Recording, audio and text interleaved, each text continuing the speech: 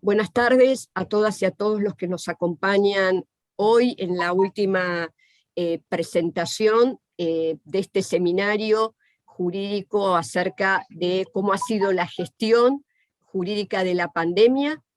Hoy nos acompañan la doctora María Elisa Catani, es la subsecretaria legal de la Secretaría de Coordinación Administrativa de la Jefatura de Gabinete de Ministros, y el doctor Santiago Herrera, director general de Asuntos Jurídicos, también de la Jefatura de Gabinete de Ministros, a quien quiero agradecerle en nombre de la Escuela del Cuerpo de Abogados del Estado, de la Procuración del Tesoro de la Nación, y en nombre del doctor Guido Croxatto, su director nacional, por estar hoy en esta exposición, pero también por haber sido ellos los mentores de esta inquietud de poder transmitirle a ustedes, a otros funcionarios y funcionarias de la administración pública, cuáles habían sido las estrategias que en una situación inédita y que demandaba soluciones y decisiones urgentes, se habían adoptado precisamente para poder llevar adelante la mejor defensa de los intereses del Estado,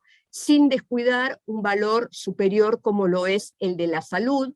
En este marco hemos contado con la exposición de múltiples funcionarios y funcionarias de nuestra administración pública, a quienes también agradecemos su amabilidad de dedicar el tiempo y compartir con cada uno de nosotros y nosotras sus experiencias desde el lugar que les ha tocado estar a lo largo de esta pandemia. Doctora Catani, doctora Herrera, les doy, como les decía, la bienvenida. La palabra es de ustedes. Bueno, buenas tardes a todos y a todas. No sé si me escuchan bien. Bárbaro. ¿Me escuchan bien? Bárbaro, bárbaro.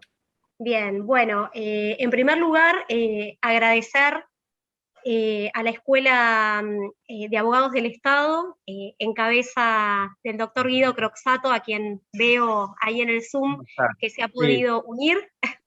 Quería presentarte, pero recién me pude conectar porque terminamos el comité de la ECAE, pero quería estar en la presentación. Ya hemos hablado en otras reuniones anteriores. Sí. Si querés te dejo la palabra inicialmente a vos. Muy brevemente, solo, Elisa, presentarte.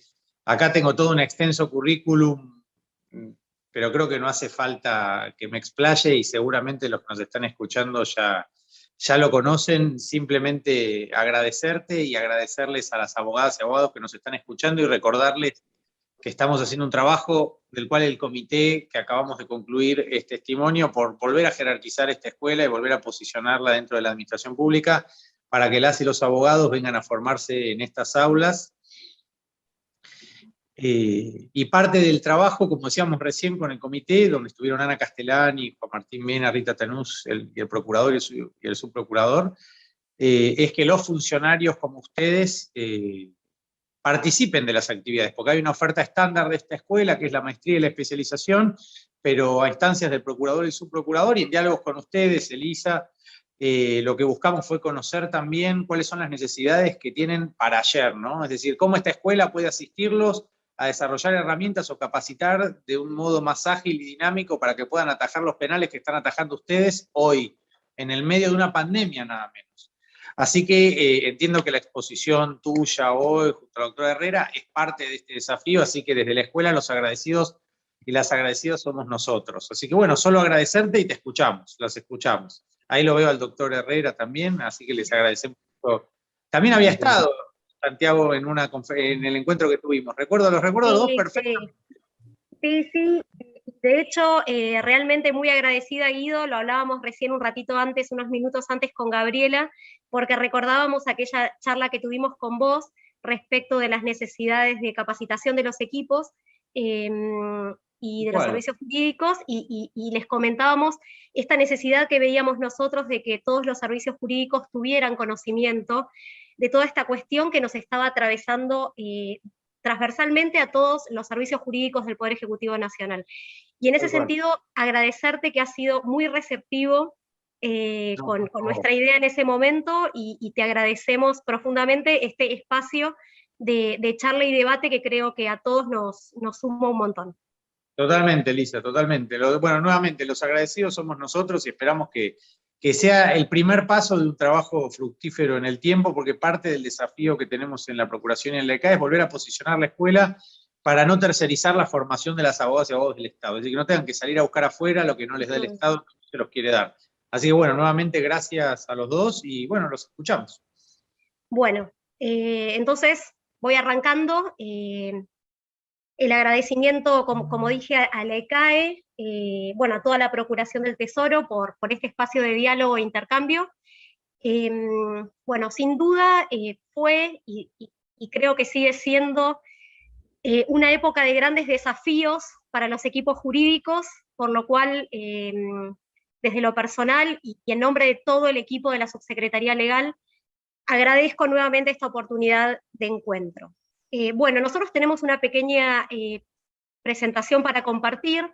Hoy nos toca cerrar el seminario, y para eso lo que quisimos fue tomar muchos de los conceptos y aspectos que ya se fueron abordando en las disertaciones anteriores, pero pretendiendo no ser reiterativos, y para eso diagramamos esta charla en dos grandes bloques. Por un lado, recorrer muy sucintamente las principales cuestiones normativas que se dieron en el marco de la emergencia, cómo esa actividad administrativa y el accionar regulatorio del Estado fue a su vez dialogando con el contexto que se fue dando en el país y que fue muy cambiante desde marzo del 2020 hasta el día de hoy.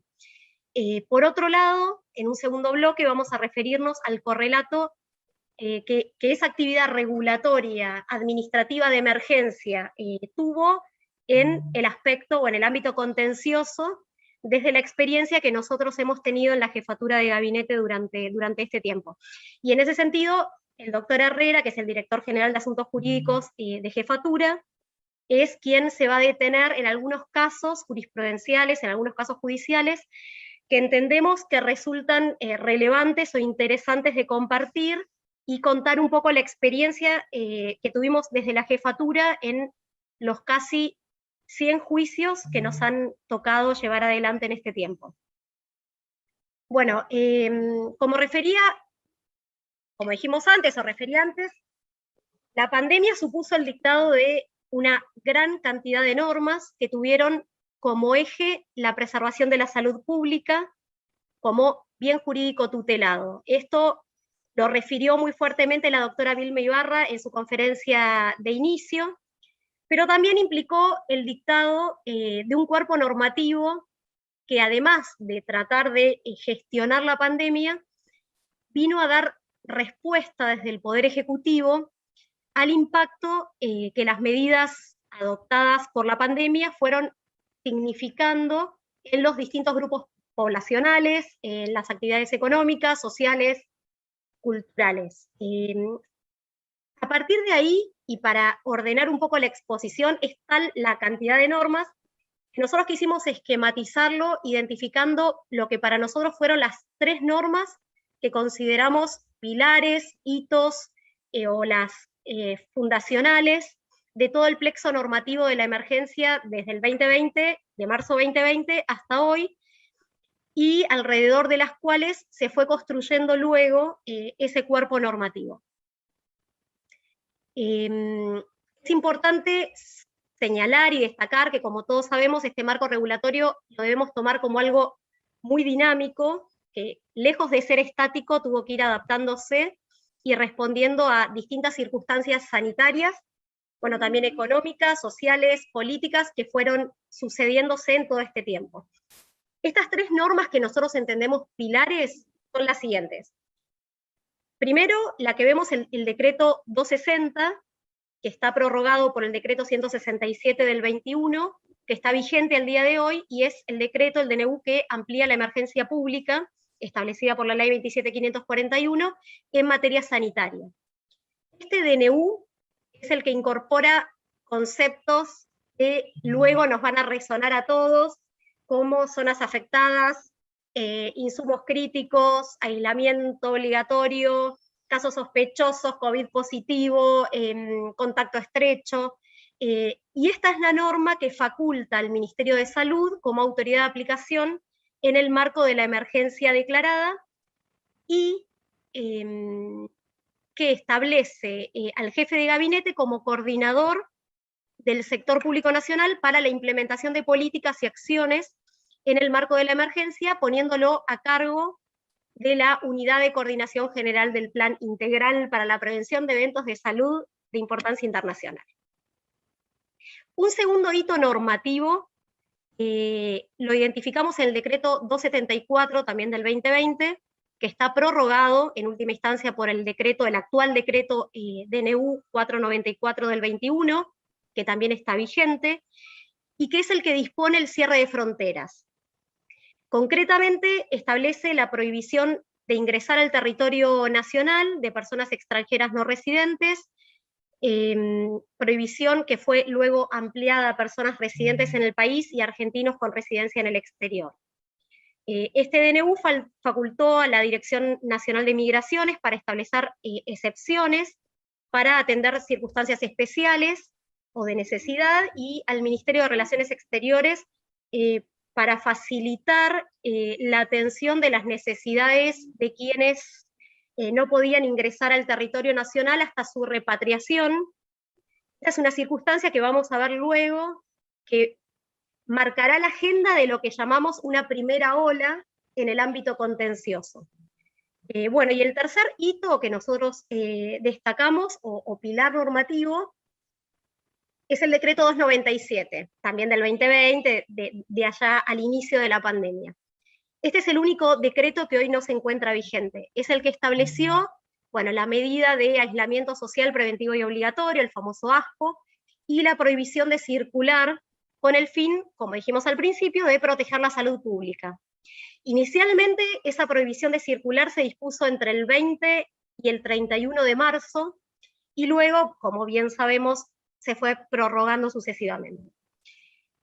Inicialmente, como únicas excepciones al ASPO, se establecieron actividades y servicios declarados esenciales en la emergencia. Es importante marcar que en ese momento, al inicio, hubo solo 24 ítems identificados como o declarados esenciales en la emergencia. Y se dejó en cabeza del jefe de gabinete la facultad de ampliar, reducir excepciones, por supuesto siempre con la recomendación y la intervención previa del Ministerio de Salud. Y en este contexto, las provincias, la Ciudad Autónoma de Buenos Aires y los municipios dictarían las medidas necesarias para la implementación como delegados del gobierno federal,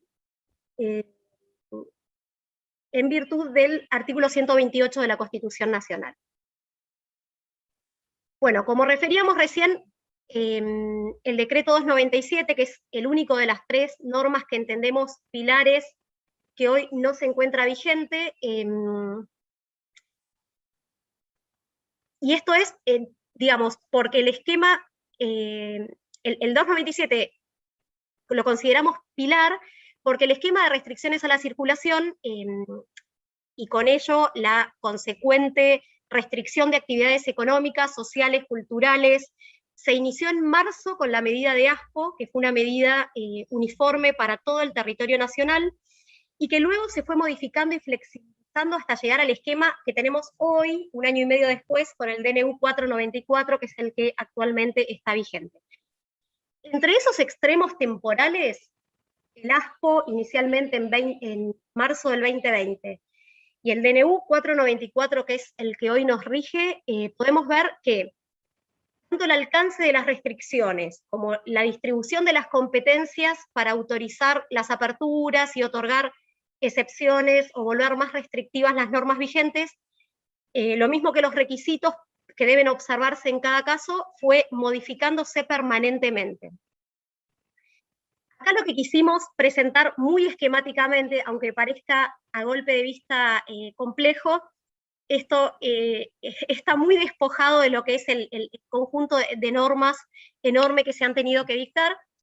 Lo que quisimos presentar muy esquemáticamente son los 4 sistemas, los llamamos sistemas, que rigieron de marzo 2020 a la actualidad y que regularon las restricciones a la circulación, Bueno, y con ello, como decimos, el desarrollo de actividades en todo el país.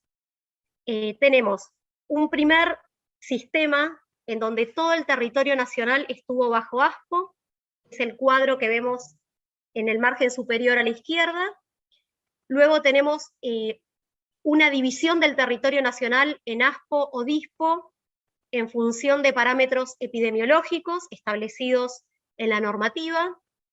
Tenemos una tercera etapa, o un tercer sistema, donde se establecieron medidas de prevención y disposiciones de contención en función de lo que se llamó un semáforo epidemiológico, en donde se distinguían las jurisdicciones de acuerdo, o se las clasificaba, de acuerdo a si se las consideraba riesgo bajo, medio, alto o en alarma, de acuerdo al cumplimiento de estos parámetros establecidos en la norma.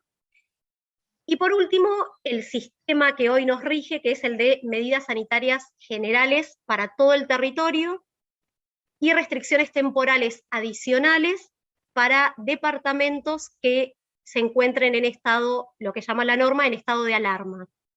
Es importante destacar que al día de hoy, y así lo anunció hace un rato atrás la ministra Bisotti, al día de hoy no tenemos en la Argentina ningún departamento en el territorio con declaración de estado de alarma. Con lo cual nos rige hoy un estado general de medidas sanitarias generales para todo el territorio. Y yendo ya fila por fila, podemos decir que la primera fila, que quisimos ejemplificar, que es la que está marcada con rojo, también resumidamente muestra el alcance de la medida y el tipo de excepción que cada sistema incorporó en la restricción vigente.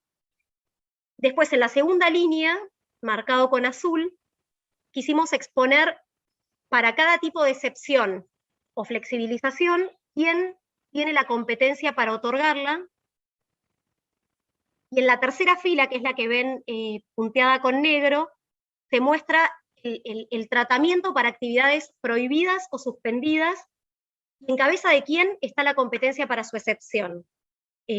Bueno, en general, para el caso de actividades prohibidas o suspendidas, esa potestad siempre estuvo en cabeza del jefe de gabinete, solo o a requerimiento de los gobernadores. Por supuesto, siempre con la intervención previa del Ministerio de Salud como autoridad de aplicación del régimen.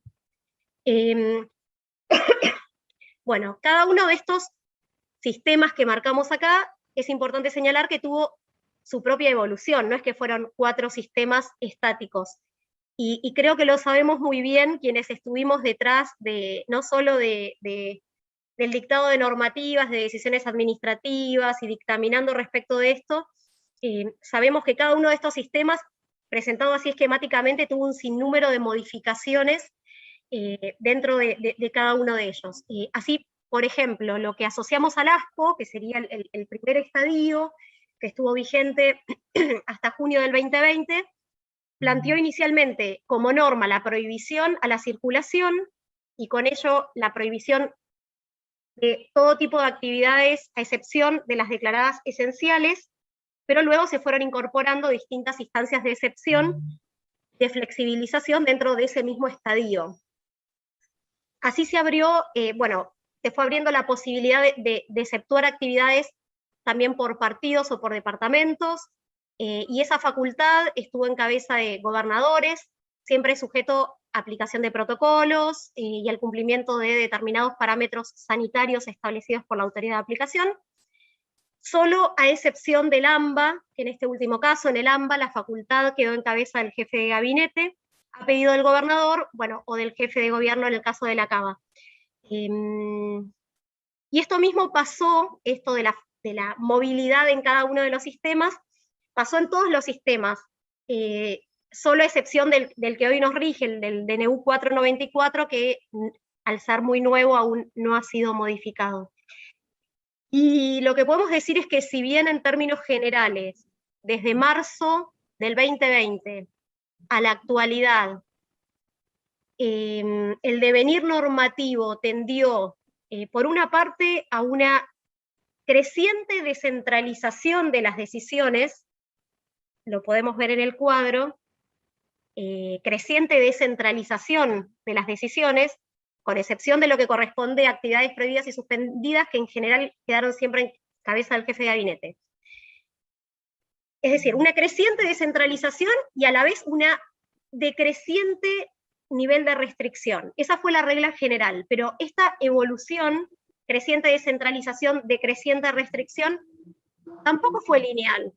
Y esto es así en razón de que siempre la normativa debió ser un espejo de la evolución sanitaria, pero también debió ser permeable a distintos factores sociales, económicos, eventos esperables, y ese fue, creo yo, el delgado equilibrio que siempre debió ser de alguna manera contenido en la normativa que se fue dictando. Y esto implicó que algunas aperturas o flexibilizaciones tampoco fueran lineales, y no solo que el alcance de las medidas fue mutando durante la vigencia de cada uno de los sistemas, por ejemplo, lo que decíamos en el ASPO, sino que también hubo idas y vueltas en términos de restricciones y la centralidad de las decisiones. Es decir, no siempre que se descentralizó ya no hubo vuelta atrás. Bueno, un ejemplo de esto puede ser, por ejemplo, durante la vigencia del ASPO-DISPO, cuando hubo autorizaciones que habían sido dadas por gobernadores para la realización de reuniones sociales y familiares en lugares cerrados, y que posteriormente fueron dejadas sin efecto por un DNU posterior. O, bueno, más significativamente, cuando por el DNU, el 241, se dio marcha atrás con el tema de presencialidad de las clases en el caso de AMBA. También un claro ejemplo en este sentido lo tuvimos en el periodo que fue del 22 de mayo al 30 de mayo y los días 5 y 6 de junio, no sé si lo recuerdan, que hubo como una marcha atrás en los departamentos con alto riesgo epidemiológico o en situación de alarma, y conforme el DNU 334 se volvió para atrás a una situación similar al ASPO, con suspensión de la presencialidad, tanto en actividades económicas, sociales, educativas, y el deber de permanecer en las residencias habituales de toda la población, y la restricción a la circulación a partir de las 18 horas. Es decir, ahí también hubo una fluctuación en que hubo una apertura, pero después una decisión a partir de la evolución de la cuestión epidemiológica, de marcha atrás, si se quiere. Esto muestra el dinamismo de estos sistemas.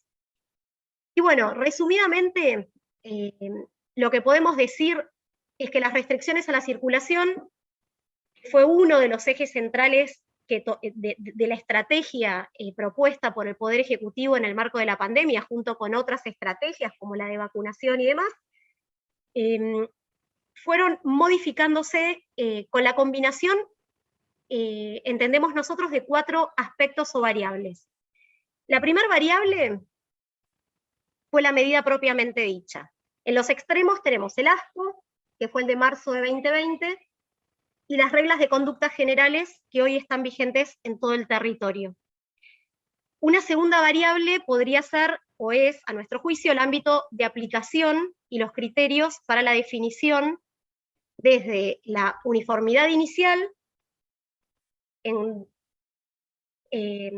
por ejemplo, cuando teníamos el ASPO aplicable a todo el territorio, a una segmentación luego, en función de parámetros epidemiológicos, con tratamiento especial para aglomerados.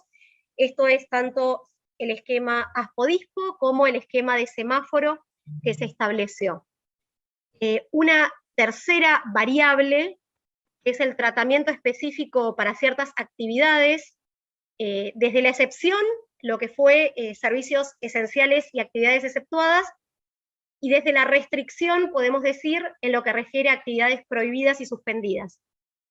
Y por último, la última variable, entendemos a la competencia establecida para ampliar o acotar el alcance de las restricciones. Desde la centralidad inicial, en donde el jefe de gabinete de ministros a recomendación del Ministerio de Salud o con previa intervención del Ministerio de Salud, tenía todas las facultades, hasta la facultad luego descentralizada en cabeza de gobernadores y del jefe de gobierno de la Ciudad de Buenos Aires. Bueno, lo que nos interesaba mostrar es que, esto todo a modo de resumen de lo que hemos escuchado en todas estas jornadas, todo este conjunto vivo de restricciones que hemos tenido y que tuvo todo este devenir y esta cadencia normativa, tuvo un impacto transversal y de algún modo marcó la agenda regulatoria del Estado, y también, como vamos a ver con lo que nos cuente el doctor Herrera, también marcó la agenda judicial. Si tomamos como eje las restricciones a la circulación, podemos identificar rápidamente que las consecuencias se vieron plenamente en producción, en los ingresos familiares, en el empleo, en la no presencialidad educativa, entre otros aspectos donde la pandemia pegó transversalmente. Y bueno, si reconocemos este impacto transversal, vemos que además de la regulación en cuanto a la gestión propia de la pandemia, también vemos una actividad regulatoria fuerte por parte del Poder Ejecutivo Nacional, dando respuesta y proponiendo medidas que de alguna manera mitiguen o compensen los efectos negativos de las restricciones y buscando dar soluciones o alternativas a este impacto tan fuerte y tan transversal. Así por caso, si tomamos el área económico-productiva, el jefe de gabinete fue incorporando actividades al conjunto de actividades esenciales, que como les dije al principio, inicialmente había 24 ítems declarados esenciales al inicio de la pandemia en el 2020, en marzo del 2020, y luego en total el jefe de gabinete dictó más de 100 decisiones administrativas, exceptuando actividades de las restricciones. También por otra parte, recordemos que el presidente aprobó el decreto 332 del 2020, el programa ATP, que es el Programa de Asistencia de Emergencia al Trabajo y a la Producción, que lo que previó fueron distintos tipos de beneficio, salario complementario, postergación o reducción de contribuciones patronales, crédito a tasa subsidiada para aquellas empresas que tuvieran una fuerte caída de actividad vinculadas a un conjunto de sectores que fueron definidos inicialmente, pero que luego, también por esta dinámica y esta movilidad de la normativa, o permeabilidad de la normativa a la realidad económica y social, fue creciendo en su definición. Y sobre este punto, el jefe de gabinete dictó 28 decisiones administrativas, aprobando distintas recomendaciones del comité del programa, ampliando estos beneficios a distintas áreas de la economía. Bueno, y así se podrían mencionar para cada una de las áreas que veíamos, estas son solo algunas, distintas actividades administrativas que el Poder Ejecutivo tuvo que dictar en este contexto de emergencia, que no solo tuvieron como fin administrar la cuestión sanitaria y las restricciones, sino también morigerar los impactos que esas restricciones tenían en la economía y en los distintos sectores sociales. Bueno, del mismo modo, y bueno, ya para cerrar y pasar a la actividad contenciosa, durante la emergencia, también si consideramos las otras dos normas pilares o las normas madre que hablamos en la primer filmina o en la primera slide, también podemos hacer un análisis análogo. Por ejemplo, para nombrar un caso, la declaración de emergencia supuso también la generación de un procedimiento de compras de bienes y servicios específico para la pandemia y la no aplicación directa de la normativa de compras aplicable al sector público nacional. Acá vemos otro impacto, si se quiere, lateral, colateral, pero directo de este impacto transversal. Y del mismo modo, si pensamos en la prohibición del ingreso al territorio nacional, podemos también identificar, prohibición de ingreso al territorio nacional, podemos identificar también distintos tipos de excepciones o tratamientos que se fueron dando durante la vigencia de esta medida.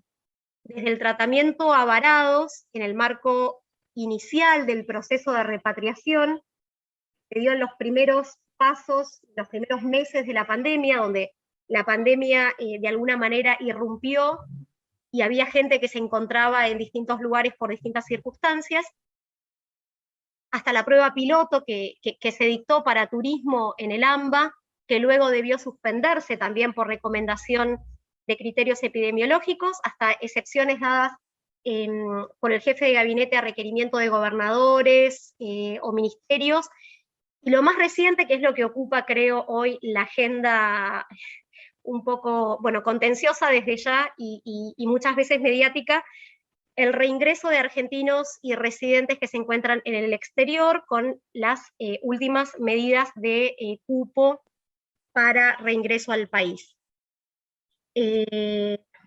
Por eso, como vemos, la multiplicidad de impacto que ha tenido todo este conjunto de normativas, como dije al principio, si bien tuvo como correlato una respuesta por parte del Estado que se tradujo en actividad administrativa y regulatoria de emergencia, también tuvo su correlato en el ámbito judicial, con reclamos, bueno, de diversa naturaleza que nos tuvieron más que exigidos en este tiempo. Y sobre este punto, bueno, ya le doy la palabra a Santiago Herrera, el director general de Asuntos Jurídicos de la Jefatura de Gabinete, que va a hacer referencia a los principales fallos judiciales y la experiencia contenciosa que hemos recogido desde la Jefatura en este tiempo. Así que adelante, Santiago, cuando quieras. Bueno, muchas gracias. ¿Se me escucha bien? Perfecto. Bien.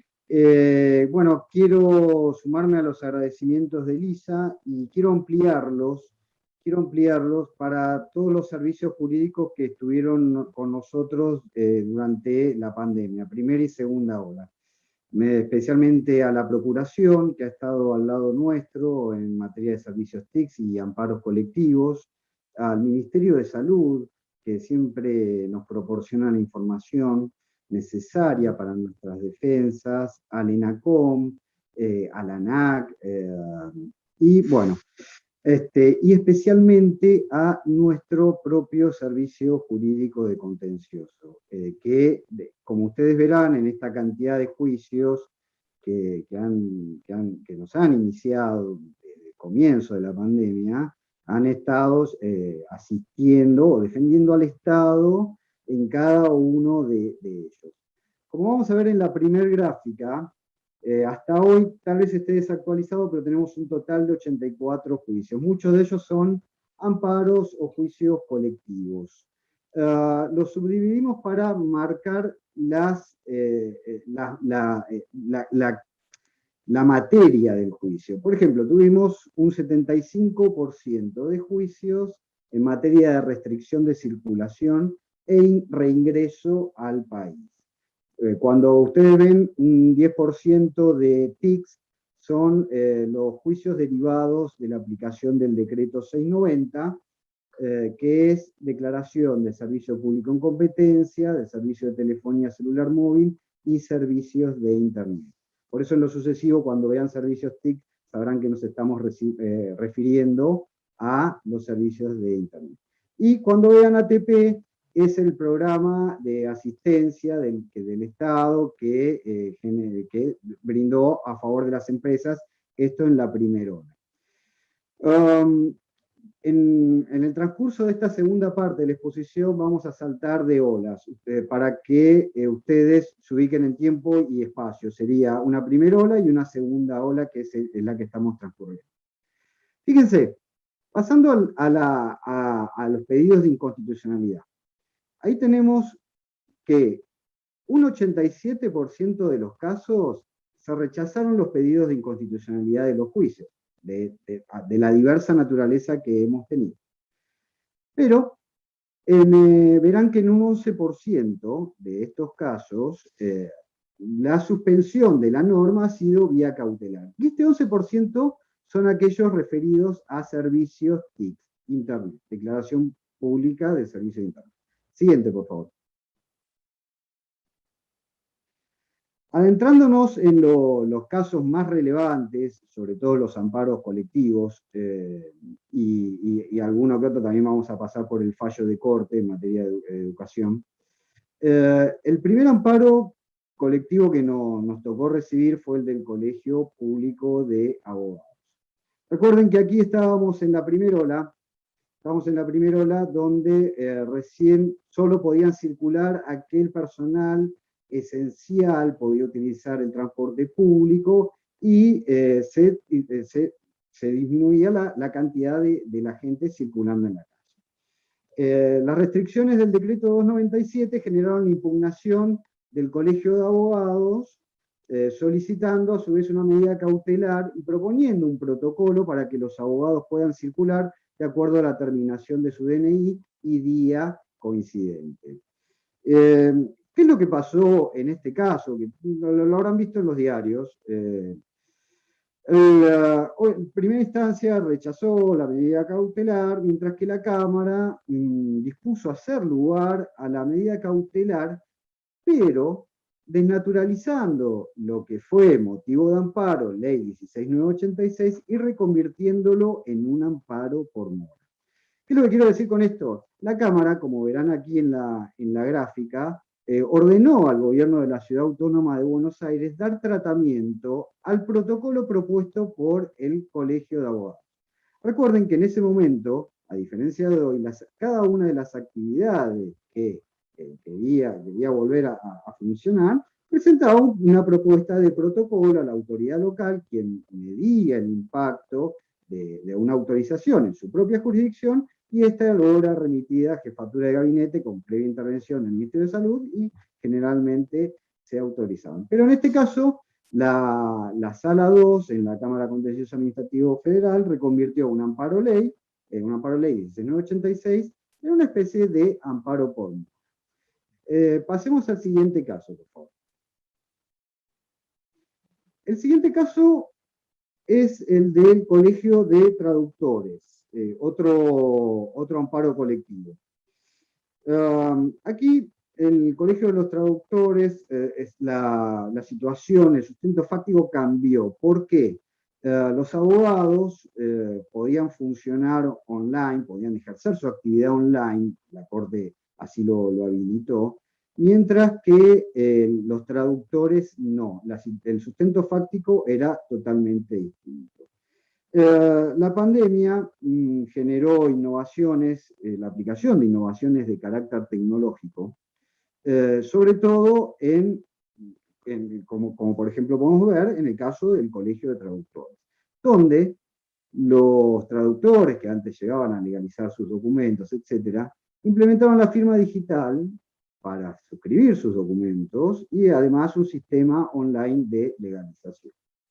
Pero, ¿qué es lo que pasó? Acá el Colegio de Traductores también demandó al Ejecutivo Nacional por las medidas de restricciones igual, pidiendo la declaración de inconstitucionalidad y además una medida cautelar amplia que pedían que se permita circular a todos los traductores inscriptos en dicha institución.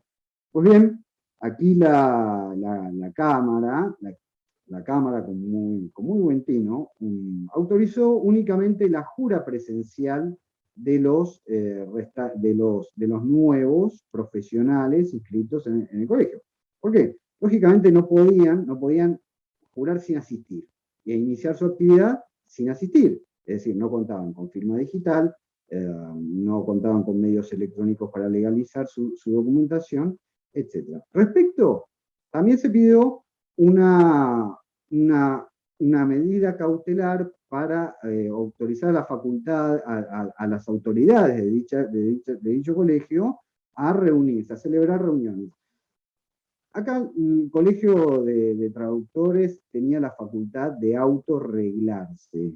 Esta facultad de autorreglarse les permitía, como vamos a ver también en otros casos, les permitía celebrar sesiones online. Y bueno, así fue hecho. Entonces, en este caso, vemos que una medida cautelar amplia fue admitida únicamente en una parte pertinente, que es que los jóvenes profesionales vayan a jurar al colegio de escribanos y después inicien su actividad. Siguiente, por favor. Bueno, aquí entramos vamos a la primera ola, todos nos mantenemos dentro de la primera ola, y vamos a hablar de un caso que seguramente habrán escuchado o habrán visto en los diarios. Recordemos que este caso transcurrió cuando existía una restricción para circular después de las 8 p.m. Varias personas que consideraban irrazonable la medida recurrieron a la sede judicial planteando un habeas corpus. Y en el mismo habeas corpus planteaban la inconstitucionalidad del DNU que reglaba esta restricción.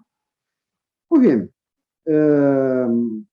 en oportunidad de ejercer la defensa de esta jefatura en sede judicial, se plantearon cuestiones sobre las cuales vamos a volver, relativas a la incompetencia, que las vamos a ver más en profundidad en el caso de Varados. Y sí vamos a hablar, en este caso en particular, de la improcedencia de la figura del habeas corpus. Fíjense ustedes, cuando procede la figura del habeas corpus, del artículo 3 de la ley 23.098. Y perdón, lo voy a leer porque tal vez así todos lo veamos más gráficamente, a ver si estamos hablando de una restricción de circulación que puede llegar a cuadrar en este artículo 3. Corresponderá al procedimiento de habeas corpus cuando se denuncie un acto o omisión de autoridad pública que implique limitación o amenaza actual de la libertad ambulatoria sin orden escrita de autoridad competente. 2. Agravación ilegítima de la forma y condiciones en que se cumple la privación de la libertad sin perjuicio de las facultades propias del juez del proceso si lo hubiere. Bueno, el segundo inciso lo descartamos, pero volvamos sobre el primero. ¿Existe una restricción a la libertad ambulatoria? Y es una restricción fundada en temas de salud, pero no es sin orden escrita. La orden es un DNU ratificado por la Comisión Bicameral con rango de ley, con lo cual no procede la figura. Y así fue dicho en primera instancia. Tanto el fiscal como el juez interviniente en la justicia local, en la justicia en lo criminal y correccional local, lo dijeron así: no, miren señores, la verdad es que no procede que sea aplicada esta figura independientemente de una cuestión de competencia, que para mí primero debería resolver la cuestión de competencia. No obstante, cuando llegamos a Cámara, y he aquí lo que queríamos remarcar, nos encontramos con que la Sala 6 de la Cámara Nacional de Apelaciones en lo Criminal y Correccional dispuso revocar y hacer lugar a la acción de habeas corpus, exhortar al Poder Ejecutivo Nacional y al Honorable Congreso de la Nación en los términos aquí indicados. ¿Cuáles son los términos allí indicados? Primero, hace lugar a una acción de habeas corpus, al solo efecto de exhortar al Poder Ejecutivo Nacional a enviar un proyecto de ley regulatorio de la pandemia. Es decir, la Cámara Nacional de Apelaciones en lo Criminal y Correccional desconoce la naturaleza del DNU regulatorio en esta materia y mucho más la ratificación por el Congreso. Lo segundo, exhorta al Congreso de la Nación a dictar una norma, la justicia local. Bueno, pues bien. Luego, cuando acá interpusimos recurso de casación, bien, dijeron que la propia Cámara aclaró que hace lugar a la acción de habeas corpus al solo efecto de exhortar. Que el Ejecutivo ya lo había hecho, ya había elevado, a los 5 días elevó al Congreso un proyecto de norma integral regulatoria de la pandemia que aún sigue en análisis. Pero recordemos que la pandemia es algo dinámico, es cuestión a veces de días que cambian los números y que obligan al Ejecutivo y a las jurisdicciones locales a tomar medidas urgentes. Siguiente, por favor. Bueno, ya estamos en la segunda ola, luego vamos a volver a la primera. Nos pareció muy interesante hablar del tema de los varados en el extranjero, porque es un tema que está saliendo recurrentemente en los diarios y vale la pena mencionarlo, ¿no? Recuerden que en esta segunda ola, bueno, se dispuso un cierre de fronteras, un cupo de personas para el reingreso al territorio nacional, que originalmente era 600, hoy, si mal no recuerdo, son 1000, y excepciones por cuestiones humanitarias. ¿Qué es lo que ocurrió aquí? Tenían, contando con el antecedente del caso Pratamico, muchos de los varados recurrieron al uso de la figura del habeas corpus. Recordemos que la figura del habeas corpus, en estos casos, para ser repatriados en el territorio nacional, tiene sus ventajas. Plazos de 24 horas, impulso procesal por parte del juzgado penal, etc. Y aquí, más allá de un tema de competencia, que luego nos vamos a detener en ello, aquí lo que encontramos es que se han hecho lugar a determinadas cuestiones, a determinadas repatriaciones, pero por cuestiones humanitarias. Y este es el fallo Masaryk. ¿Qué es lo que pasaba con Masaryk? Tenía un problema de salud y bueno, el juez dijo, bueno, señores, por favor, por un tema de salud, reingrésenlo al territorio nacional. Cuando nuestra principal preocupación también, más allá de traer a las personas que tenían problemas de salud, era, en lo jurídico, es la incompetencia de este fuero para intervenir sobre este tipo de cuestiones. Pero fíjense ustedes, la Sala 2, en oportunidad de tratar nuestro recurso de casación, declara abstracto el tratamiento porque la persona ya había vuelto. Y es lo que nos pasa en gran parte de estos casos, que son tan rápidos que cuando tienen que dar tratamiento de lo sustancial, ya devino abstracto. Igual es debatible si alguien incompetente puede declarar abstracto el tratamiento de una norma. Siguiente, por favor. Y acá, esto es muy importante y sí quiero leerlo porque el propio fuero, la Cámara Nacional de Casación en lo Criminal y Correccional, la Sala 2, hace una especie de autocrítica en oportunidad de declarar abstracto. Y nos vamos a detener particularmente en el voto del juez Morín. Fíjense lo que dice. La competencia para revisar las decisiones de la Justicia Nacional y en la que los integrantes de la Justicia Nacional se adjudican una competencia del fuero contencioso administrativo federal y encima se ponen a darle órdenes al gobierno federal, considero que debo dejar asentado mi pensamiento sobre el descalabro que está ocurriendo en cuestiones relativas a la competencia. Bueno, son frases fuertes, ¿no? El juez Morín, en este caso, habla de un descalabro en materia de competencia que coincidimos plenamente y que aún son cuestiones que seguimos debatiendo en este tipo de casos de varados. Bueno, siguiente, por favor. Volviendo a la primera ola, recuerden que durante las restricciones para circular y mientras se habilitaban actividades como esenciales, con protocolos propuestos, el Estado generó el programa ATP de asistencia para empresas, donde pagaba parte de los sueldos de los empleados. Sobre este tema de ATP hemos recibido planteos de muy diversa naturaleza, tales como quiero que mi actividad esté incluida, pero no lo está, planteos de acceso a créditos tasa cero, pero sin cumplir las condiciones de acceso, etc. Y si bien hemos tenido muchos casos donde la justicia ordenó la inclusión de una determinada actividad, pero no por fuera de las propias, por fuera de las propias, que el Ejecutivo entendió que era pertinente, sino por cuestiones técnicas de inscripción en la FIP, de actividad principal y secundaria.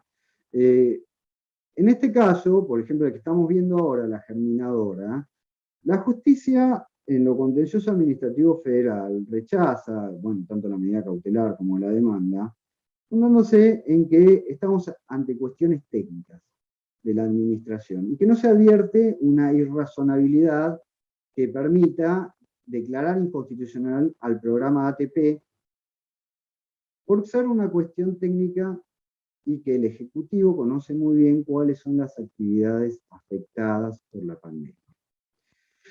Lo otro que pudiera ocurrir aquí es que más allá de ser una cuestión técnica y existir una proporcionalidad, existe también una cuestión económica que los inhibe a los jueces, es decir, de intervenir en este tipo de casos. Es decir, ¿podría un juez intervenir, otorgar este beneficio en reemplazo del Estado sin saber siquiera si hay presupuesto? Recordemos que los recursos son escasos y más lo fueron durante la pandemia.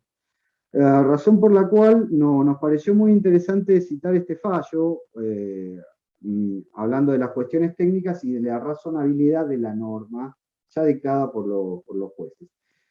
Siguiente, por favor.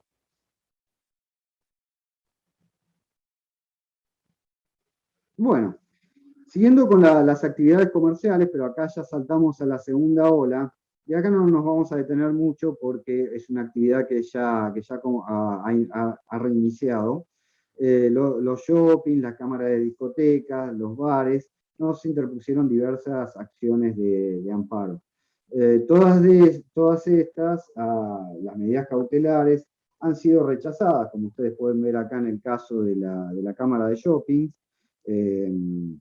y verán en la próxima filmina.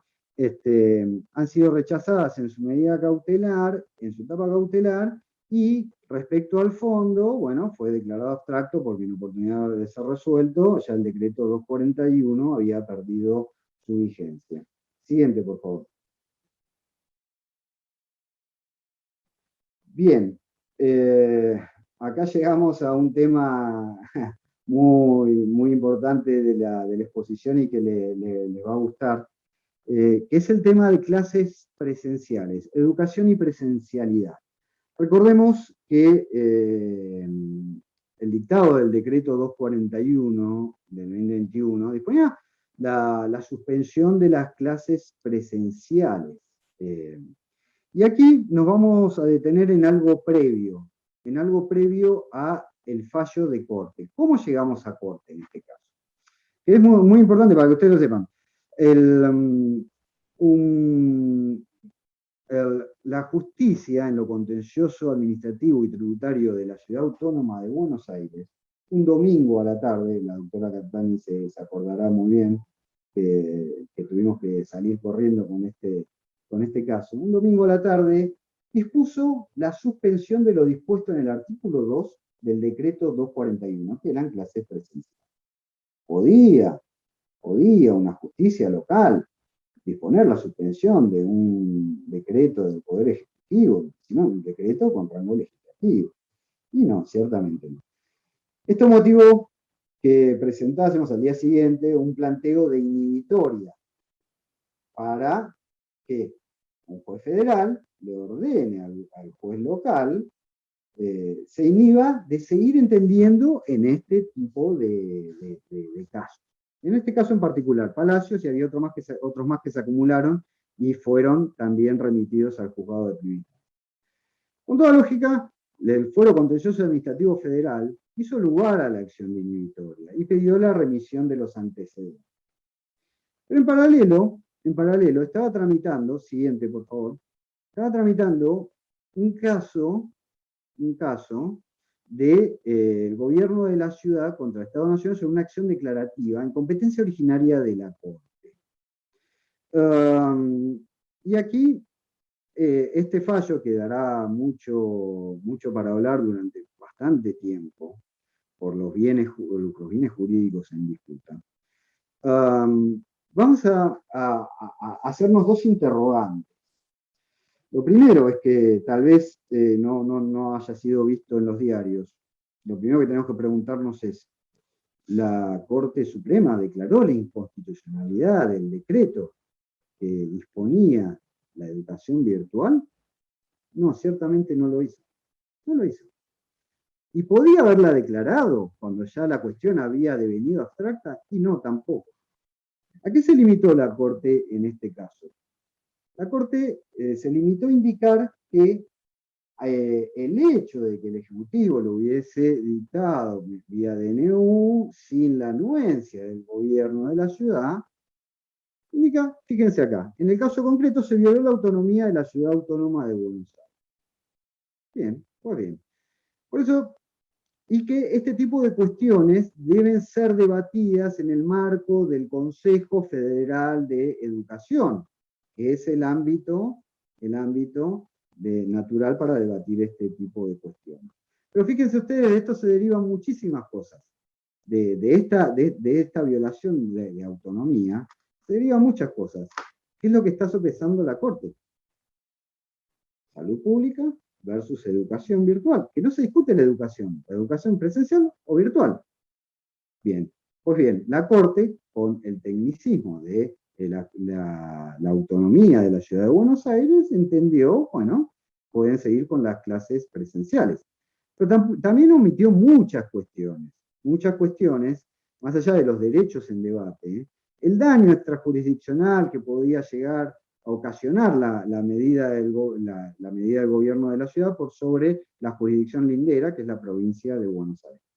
Y aquí vamos a saltar también a la provincia de Buenos Aires. Siguiente, por favor. Mismo caso, distinta resolución. Fíjense, en el caso del Colegio Patria, provincia de Buenos Aires, se discutía también virtualidad versus presencialidad. El sustento fáctico tenemos que aclarar que era distinto porque la provincia de Buenos Aires sí había adherido a las medidas del Ejecutivo.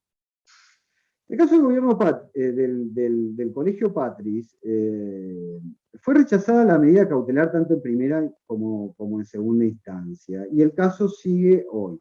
Pero detengámonos en la parte donde la Cámara Federal de La Plata habla sobre el tema de salud, donde se adentra el tema de salud, cosa que omitió la Corte Suprema hacer como bien jurídico a tutelar. Fíjense, dice, las autoridades sanitarias, según expresa en su informe el Estado Nacional, califican de alarmante la situación de la ciudad de La Plata y desde el momento en que se promovió esta acción hasta la fecha de esta resolución, los datos que surgen del sitio oficial no revelen ninguna variación favorable. Bueno, pues bien, acá el Foro Federal de la Cámara de La Plata tuvo en cuenta las cuestiones sanitarias, los informes que estaban agregados, que eran prácticamente muy similares a los que estaban en Corte, que Corte omitió tener en cuenta. Muy bien, siguiente, por favor.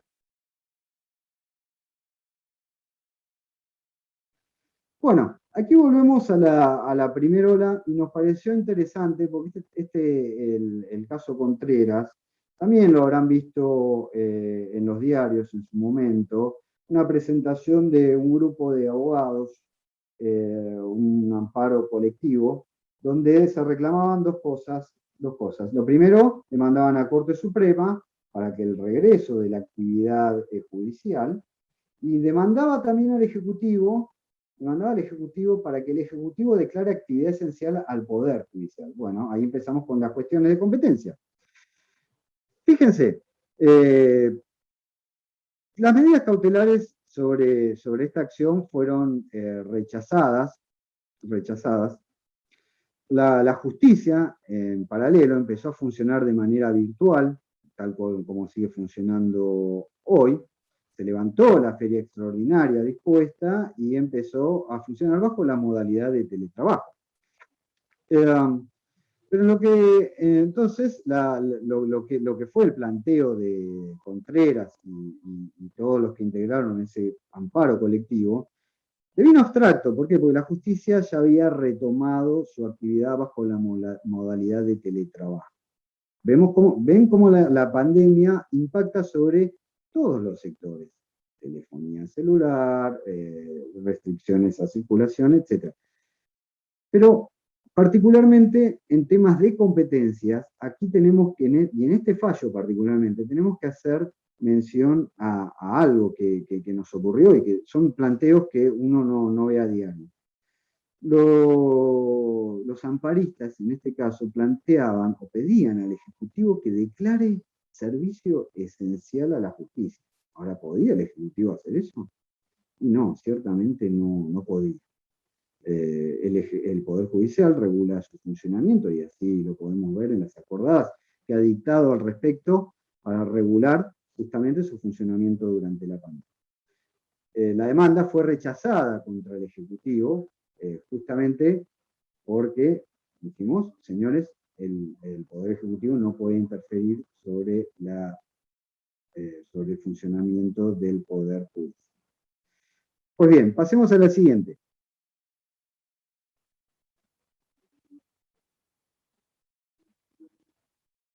Bien, y derivado de este caso, nos interesa, en este caso no tuvimos participación, pero nos sirvió de antecedente. ¿Podemos volver una para atrás? El caso Fernández de Kirchner.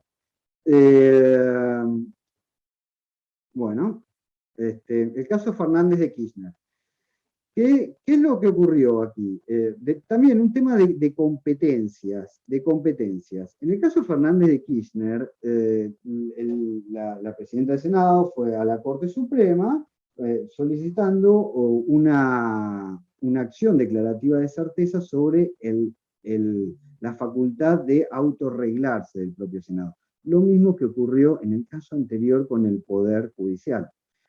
Entonces, la Corte, sintéticamente, y para no aburrirlos, lo que dijo en este caso es que justamente no había caso. ¿Por qué? Porque el Poder Legislativo tiene facultades de autorreglarse.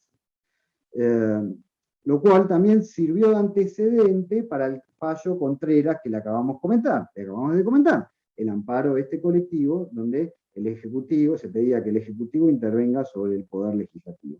Bueno, pues bien. Este caso, el caso Fernández de Kirchner, fue utilizado como antecedente en el anterior. Siguiente, por favor. Ahora pasemos a otro tema que habrán visto en los diarios, que es el decreto 690 del año 2019. ¿Qué es lo que hace este decreto? Declara servicio público en competencia, no servicio público solo, en competencia, la telefonía celular y servicios de TIC, que en criollo es Internet. Aquí en primera instancia, recordemos, que la facultad de esta reglamentación intervenía sobre tarifas y creaba lo que se conoce como una prestación básica universal para aquellas personas de menores recursos pudiesen acceder a los servicios de Internet. Recordemos que tanto la educación virtual, el teletrabajo y hasta el propio acceso a la justicia, sin servicios de Internet se dificulta muchísimo ejercerlo. Y en esto vamos a insistir, el propio acceso a la justicia. Bueno, y aquí tenemos dos antecedentes en los que nos queremos detener, que son los casos Telecom y Telecentro, donde en primera instancia, en el caso Telecom, en primera instancia la medida cautelar autónoma solicitada fue rechazada, pero cuando llegó a la sala 2, en lo contencioso administrativo federal, dispuso esta sala conceder la medida cautelar. Pero concederla, ¿bajo qué argumentos? Lo que dice la sala, dice que, pues bien, acá mediante un DNU, aunque haya sido avalado por el Congreso, por la bicameral, se introdujeron modificaciones de carácter permanente a la ley de telecomunicaciones, con fundamento en algo transitorio, que es la pandemia. Algo permanente, con fundamento en algo transitorio. Y además, que no se previó un mecanismo de subsidio. ¿Qué es lo que pasa aquí? Recordemos que las empresas que actualmente brindan servicio de telefonía celular y transmisión de datos, lo hacen con infraestructura propia, pero utilizando el espectro radioeléctrico que el propio Estado les suministra bajo el carácter de autorizado. Entonces, aquí, bueno, este fallo sigue siendo apelado, ahora estamos en corte, y veremos qué resuelve la Corte al respecto sobre la vigencia del DNU. No tenemos una declaración de inconstitucionalidad, sino una suspensión de los efectos del decreto 690. Siguiente, por favor. Bueno, la siguiente queda de registro aquí en la exposición, los principales hitos dentro del fallo Telecom y Telecentro, ¿no? Como para aquel que quiera leerlos, los busque, porque son de acceso público también en el PJN y pueda tener acceso a ellos. Siguiente, por favor. Bueno, con esto terminamos la exposición y le restituyo la palabra a la doctora Catani. Esperemos no haberlos aburrido. Muchas gracias.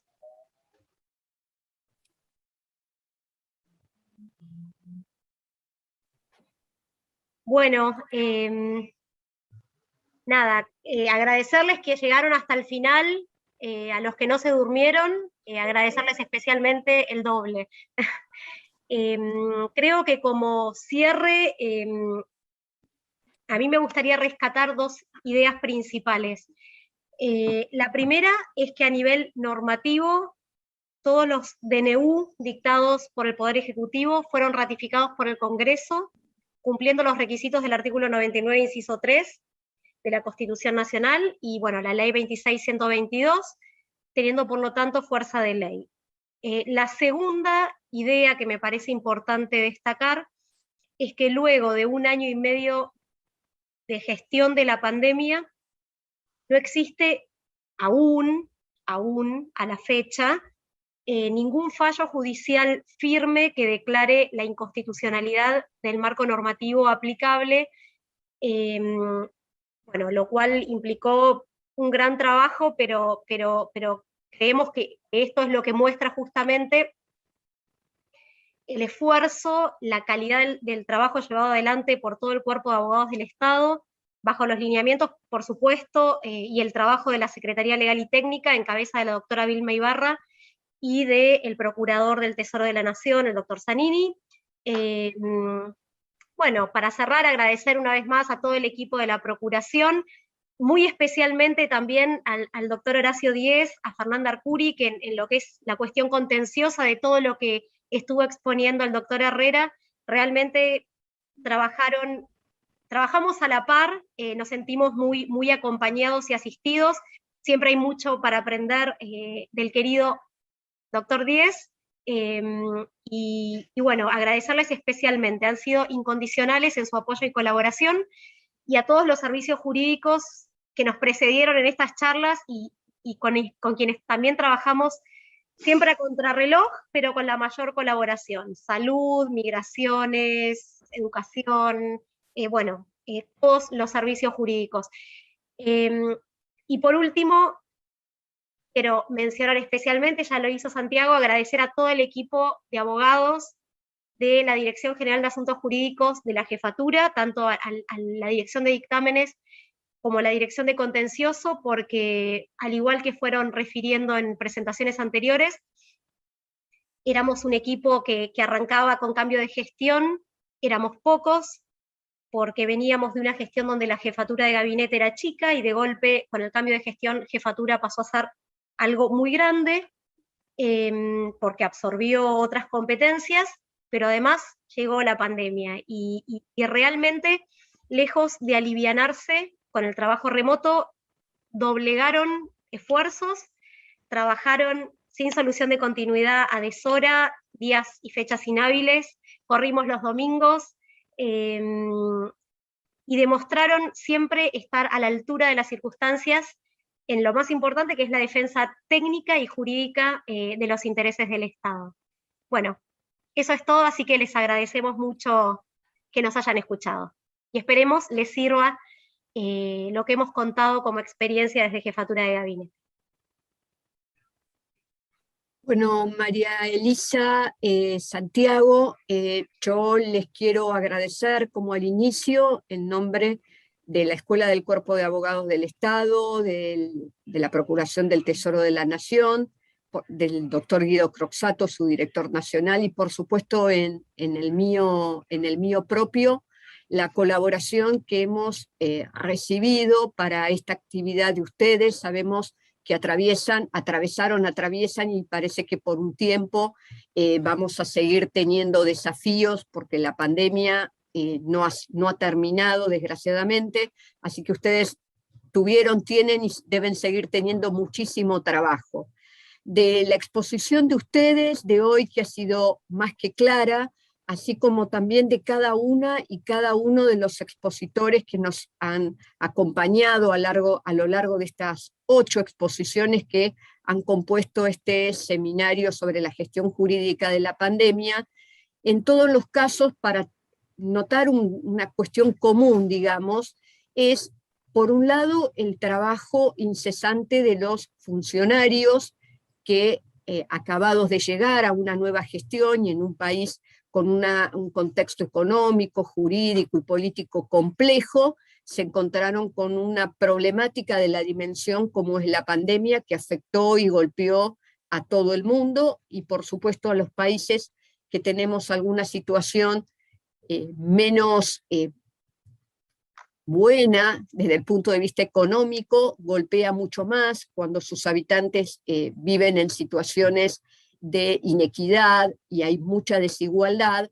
Obviamente tratar la salud, la economía, la educación, el trabajo, acompañar a cada uno de esos sectores, exige un trabajo maratónico de los funcionarios que toman las decisiones, pero también, como ustedes destacaban, de aquellos que de una manera no visible, pero no menos importante, acompañan la labor de todos esos funcionarios, en este caso más puntual, de los integrantes del Cuerpo de Abogados del Estado, pero también es cierto que también de otras áreas de la administración, porque la administración, pese a lo que mucho se pudo haber dicho, siguió trabajando siempre. No en una oficina, no en el lugar físico, pero tampoco ninguna de estas políticas se podría haber sostenido si la totalidad de la administración no hubiera estado a disposición de las autoridades para continuar con, bueno,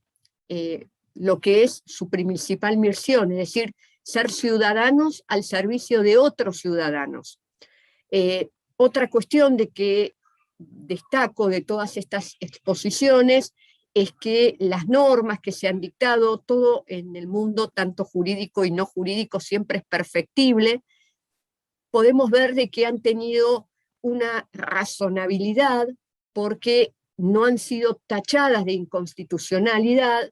Por otra parte, han alcanzado esta ratificación en el ámbito del Congreso de la Nación, lo que eso también está poniendo de resalto que se cumple con la división de poderes y cada uno de esos poderes cumple las acciones y misiones que la Constitución ha puesto en cabeza de cada uno de ellos.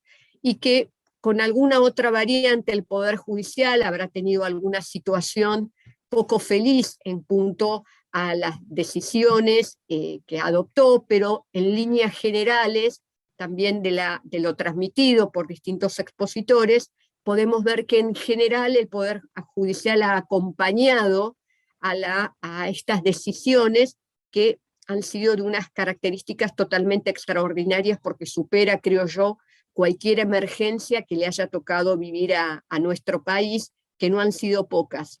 Pero esto ha afectado a todos y a todas en todos los aspectos de nuestras vidas, lo cotidiano, lo laboral, lo personal, lo profesional. Entonces creo que tiene, a diferencia de otras emergencias, una dimensión mucho más amplia y mucho más profunda.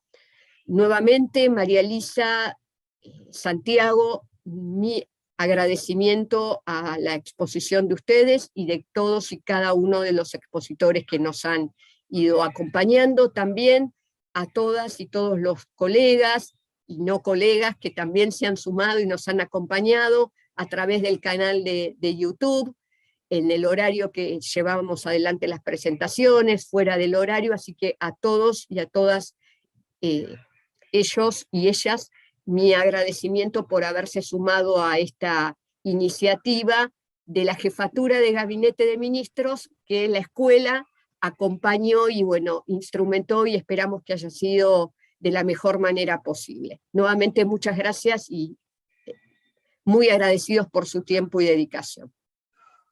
Muchas gracias, Gabriela, y agradecerte a vos la predisposición y nada, lo que te dije al inicio, siempre tu apoyo, tu puntualidad, tu predisposición para ayudarnos en esta tarea. Así que gracias a todos y bueno, ojalá pronto nos volvamos a encontrar con otra temática. Esperemos que no con esta, que esta ya se supere en algún momento, pero bueno, desde la jefatura siempre a disposición de trabajar junto a la ICAE y a la Procuración. Bueno, igualmente, como te dije al inicio, la escuela tiene las puertas abiertas, no solo a ustedes, sino a toda la administración pública, precisamente para poder acompañarlos en aquellas actividades que consideren necesarias llevar adelante para, bueno, una más y mejor administración pública. Muchas gracias nuevamente y los liberamos a todas y a cada uno de ustedes. Que sigan muy bien. Hasta luego. Gracias, hasta luego. Hasta luego, buenas tardes.